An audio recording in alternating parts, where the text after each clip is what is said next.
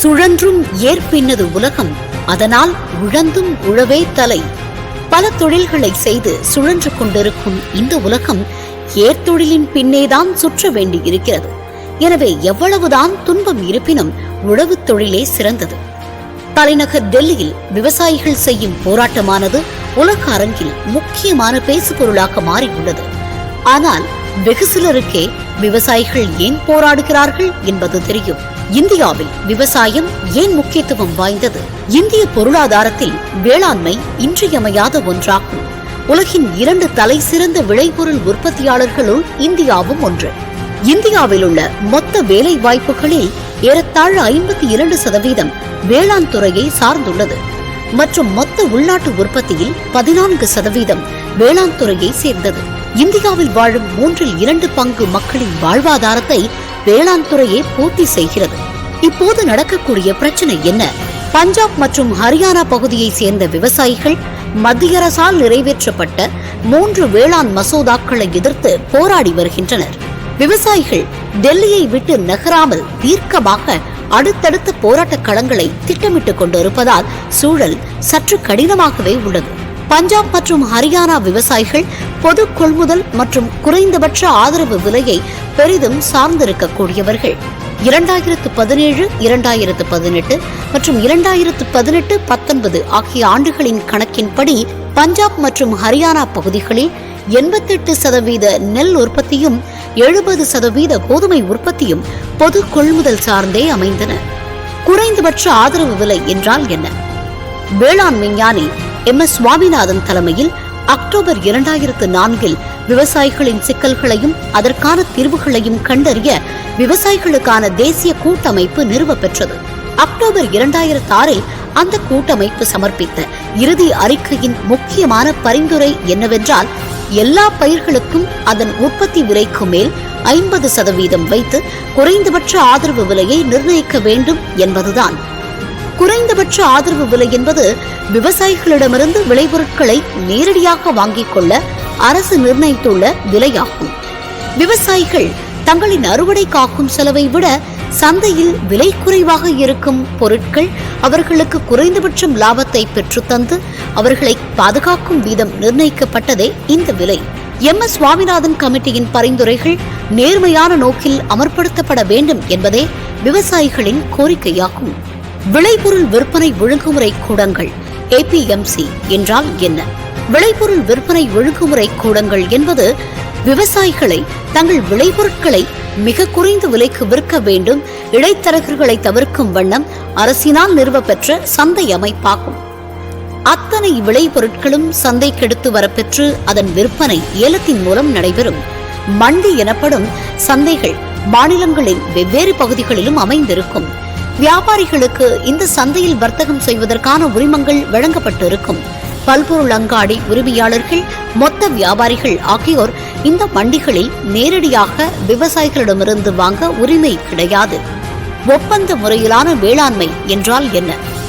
ஒப்பந்த வேளாண்மை என்பது விவசாயிகளுக்கும் வர்த்தக அல்லது சந்தைப்படுத்தும் நிறுவனங்களுக்கும் இடையேயான விளைபொருட்களின் உற்பத்தி மற்றும் வியாபாரங்களுக்கான அறுவடைக்கு முன்னரான ஒப்பந்தங்களாகும்.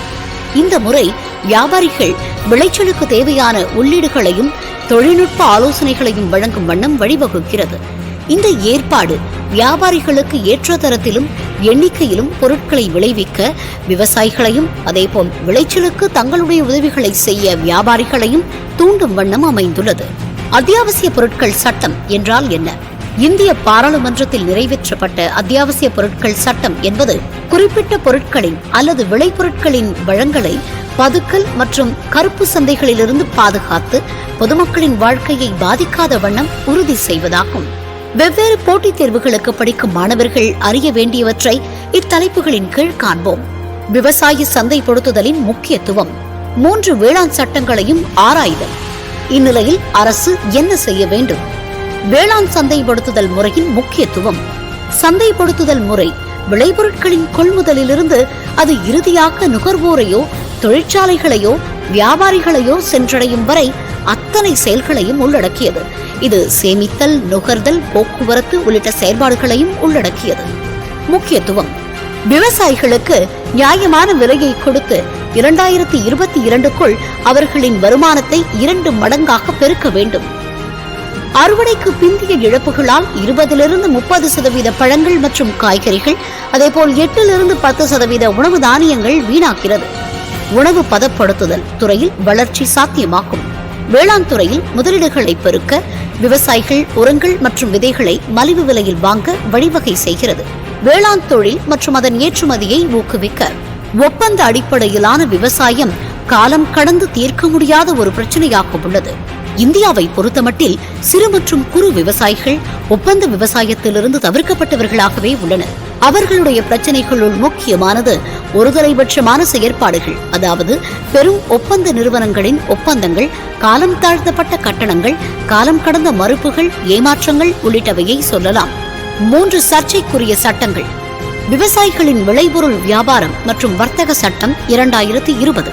இந்த சட்டமானது விவசாயிகள் தங்களுடைய விளைபொருட்களை ஒழுங்குமுறை கூடங்களுக்கு வெளியே விற்பனை செய்து கொள்ள அனுமதிக்கிறது. இந்த சட்டத்தின் மூலம் விவசாயிகளுக்கு தங்களது பொருளை எங்கு விற்பனை செய்ய வேண்டும் என முடிவெடுக்கக்கூடிய உரிமை கிடைக்கிறது. தங்களது விளைபொருளை இந்த இடத்தில்தான் விற்க வேண்டும் என்ற தடையை தகர்த்து எந்த இடத்தில் வேண்டுமானாலும் விற்பனை செய்து கொள்ளலாம் என்ற தளர்வு இந்த சட்டத்தின் மூலம் கிடைக்கிறது. பட்டியலிடப்பட்ட விளைபொருட்களை எலக்ட்ரானிக் வர்த்தக முறையில் வாங்க அல்லது விற்க விவசாயிகள் மீதும் வர்த்தகர்கள் மீதும் எலக்ட்ரானிக் வர்த்தகம் செய்யும் தரகர்கள் மீதும் மாநில அரசு எந்தவிதமான வரியும் விதிக்க முடியாத அளவு வழிவகை செய்கிறது. நன்மைகள். இடைத்தரகர்களின் பங்கை குறைக்கும். விவசாயிகளுக்கு நியாய விலை கிடைக்கும். வேளாண்மை தொழில் லாபம் உள்ள ஒன்றாகும். சவால்கள். ஒழுங்குமுறை கூடங்களின் பங்கு தேவையற்ற ஒன்றாகும். அரசுக்கு வருவாய் இழக்கக்கூடும். பீகார் அரசு 2005 ஒழுங்குமுறை கூடங்களை தடை செய்தபோது விவசாயிகள் விளைபொருட்களுக்கு மிகவும் குறைந்த விலை கொடுக்கும் வியாபாரிகளின் கருணை அடிப்படையில் விவசாயம் செய்யும் நிலைக்கு தள்ளப்பட்டனர். போதுமான அளவு இல்லாத சந்தை வசதிகள் மற்றும் முறைசாரா ஏற்பாடுகள் குறைந்த விலைக்கும் அதன் நிலையின்மைக்கும் காரணமாய் அமைந்தன. இந்தியாவின் பிற பகுதிகளிலும் இதே சூழல் வரக்கூடும். விலை உறுதி மற்றும் வேளாண் சேவைகள் மசோதா மீதான விவசாயிகள் ஒப்பந்தம் 2020. உற்பத்திக்கு முன்னரே உற்பத்தியாளர் மற்றும் நுகர்வோருக்கிடையேயான வர்த்தக ஒப்பந்தம் குறித்தான தேசிய அளவிலான வரையறையை இச்சட்டம் வகுக்கிறது. இது வேளாண் சேவைகள் மற்றும் இருபக்கமும் ஒப்புக்கொள்ளப்பட்ட விலை வரையறை சார்ந்து விவாதிக்கும் பொருட்டு விவசாயிகளை வேளாண் வர்த்தக நிறுவனங்கள், பெரு விநியோகஸ்தர்கள், ஏற்றுமதியாளர்கள் உள்ளிட்டோரிடையே நேரடியாக இணைக்கும் பாலமாக அமையும். அத்தியாவசிய பொருட்கள் திருத்தச் சட்டம் 2020. இச்சட்டம் மத்திய அரசு அத்தியாவசிய பொருட்கள் பட்டியலை முறைப்படுத்த அனுமதிக்கிறது. விலை உயர்வை பொருட்டே பொருட்களை பதுக்குதல் மீதான தடையை விதிக்க முடியும்படி இச்சட்டம் அமைகிறது. விவசாயிகளின் கவலை என்ன? மண்டி முறை மூடப்பட்டு விடுமோ என்ற பயம். மாநில அரசுகள் ஒழுங்குமுறை கூடங்களுக்கு வெளியே வர்த்தகத்தை முறைப்படுத்த முடியாது என்பதால் இந்த சட்டங்கள் ஒழுங்குமுறை கூடங்களை நிரந்தரமாக மூடிவிட்டு விவசாயிகள் கார்ப்பரேட்டுகளை சார்ந்து இருக்கக்கூடிய நிலையை உருவாக்கும் என விவசாயிகள் நம்புகின்றனர். குறைந்தபட்ச ஆதரவு விலை மற்றும் கொள்முதல் குறித்தான உறுதி நிலை சார்ந்த பயம். ஹார்தியாக்கள் எனப்படும் இடைத்தரகர்கள் மீதான பயம். புதிய சட்டங்கள் தங்களுக்கும் இடைத்தரகர்களுக்கும் இடையே உள்ள நட்பினை முறித்துவிடும் என விவசாயிகள் தீர்க்கமாக நம்புகின்றனர். மின் இணைப்பு மானியங்கள் கிடைக்காதோ என்ற பயம். MS சுவாமிநாதன் கமிட்டியின் பரிந்துரைகளை முழுமையாக அமல்படுத்துவதற்காக ஒப்பந்த விவசாயம் குறித்த பயம். வேளாண் துறையில் பெரும் கார்ப்பரேட்டுகள் உணவு வழங்கல் சங்கிலியை பாதிக்கும் அளவு ஏகபோக உரிமை பெற்று விடுமோ என்று விவசாயிகள் அச்சப்படுகின்றனர். விவசாயிகள் தங்களுடைய விளைபொருட்கள் மீதான பதுக்கல் மற்றும் ஏற்றுமதி சார்ந்த எந்த ஒரு தடையையும் விரும்ப மாட்டார்கள். பஞ்சாபில் இருவரும் அரசியல் கட்சிகள் உள்ளிட்ட வேளாண் தலைவர்கள் இந்த சட்டங்களை திரும்ப பெற வலியுறுத்துகின்றனர். இந்த சூழலில் அரசு என்ன செய்யக்கூடும்? இந்த சட்டங்களை திரும்ப பெற்றுக் கொள்ளக்கூடும். குறைந்த ஆதரவு விலையை சட்டப்பூர்வமாக கட்டாயமாக்கக்கூடும். விலையை நிலையாக்க திட்டமிடக்கூடும். குறைந்தபட்ச ஆதரவு விலை மற்றும் இதர மானியங்களை சார்ந்த உரிமைகளை மாநில அரசுகளிடம் பரவலாக்கக்கூடும். வேளாண் துறையில் சட்ட திருத்தம் என்பது காலம் கடந்த ஒன்றாகவே கருதப்படுகிறது. கடந்த 10 ஆண்டுகளில் விவசாயத்திற்கு ஆதரவு கருத்துக்கள் சொல்லாடலில் இருந்து வருகின்றனவே தவிர ஆக்கப்பூர்வமான நடவடிக்கைகள் எதுவும் எடுக்கப்படவில்லை. இந்த சட்டங்களை நிறைவேற்றுவது மட்டும் போதுமானதாக அமையாது. இதனை நடைமுறைப்படுத்துதல், முறையாக கவனித்தல் மற்றும் சரியான நடவடிக்கை எடுத்தல் மூலமாகவே வேளாண் துறையை தாராளமயமாக்க முடியும். வேளாண் துறையில் விவசாயிகளின் வருவாயை பெருக்கும் வண்ணம் ஆராய்ச்சி மற்றும் சிறந்த கல்வி முறைகளை நடைமுறைப்படுத்த வேண்டும். ஒழுங்குமுறை கூடங்கள் மற்றும் இடைத்தரகர்களை பொறுத்த மட்டில் அரசு சரியான மதிப்பு கூட்டு சேவைகளை வழங்கி அவை சார்ந்த வர்த்தகங்களை முறைப்படுத்த வேண்டும். விவசாயிகள் காலம் தாழ்த்தப்படாமல் அடக்க விலையை பெற்றிட அரசு வழிவகை செய்ய வேண்டும். உச்சநீதிமன்றத்தின் பார்வையில் 3 வேளாண் மசோதாக்களை எதிர்த்து தொடரப்பட்ட வழக்குகளை விசாரித்த உச்சநீதிமன்றத்தின் தலைமை நீதிபதி S.A. பாப்டே, A.S. போவண்ணா மற்றும் V. ராமசுப்ரமணியன் ஆகியோரை உள்ளடக்கிய அமர்வானது இந்த வழக்குகளின் செல்லுபடி தொடர்பாக இப்போது தங்களால் எந்த முடிவையும் எடுக்க முடியாது என தெரிவித்துள்ளது. மேலும் எந்த ஒரு சட்டத்திற்கு எதிரான போராட்டமும் அடிப்படை உரிமை என்றும், விவசாயிகளின் போராட்டம் பொதுமக்களுக்கு பங்கம் விளைவிக்காத வண்ணமும், எந்த ஒரு உயிர் சேதமும் ஏற்படாத வண்ணமும், அமைதிக்கு பாதிப்பில்லாத வண்ணமும் நடக்குமானால் அதற்கு எந்த விதத்திலும் அரசு தடையாக இருக்கக்கூடாதென தெரிவித்துள்ளது.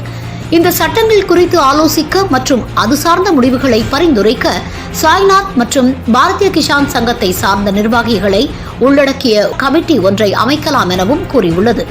மேலும் இந்த சட்டங்களை நிறுத்தி வைப்பதற்கான வாய்ப்புள்ளதா என்று அரசு பரிசீலிக்க வேண்டும் எனவும் குறிப்பிட்டுள்ளது. அரசுகள் விவசாயிகளுக்கு வேளாண் மசோதாக்கள் குறித்தான பயத்தை போக்க முன்வர வேண்டும். நிபந்தனையற்ற பேச்சுவார்த்தைகள் மூலமாகவே இது சாத்தியப்படும். தனியார் கொள்முதலில் ஒரு உறுதியின்மை வெளிப்படுத்துவதற்கான சாத்தியக்கூறுகள் உள்ளன. எனினும் அவை ஏகபோக நடவடிக்கைகளுக்கு வித்திடுமா? பெருந்தொற்று காலத்தில் போராடுவதை விட சட்ட திருத்தத்தை முறையாக எதிர்நோக்கி அதை எதிர்கொள்வதே சிறந்த தீர்வாக அமையும். விவசாயிகள் கேட்பதெல்லாம் அரசு தங்களுக்கு உறுதி கொடுத்த விலை நிர்ணயங்களைத்தான். அரசின் எண்ணத்தின் மீது தவறு இல்லை என்றால் அரசு தன்னுடைய சட்டங்களை முறையான பாராளுமன்ற கலந்தாய்விற்குட்படுத்த தயக்கம் தெரிவிக்க கூடாது. அதேபோல் பிற எதிர்க்கட்சிகளும் தங்களுடைய அரசியல் களமாக இந்த போராட்டத்தை பார்க்காமல் விவசாயிகளின் நலனை கருத்தில் கொண்டு செயல்பட வேண்டும்.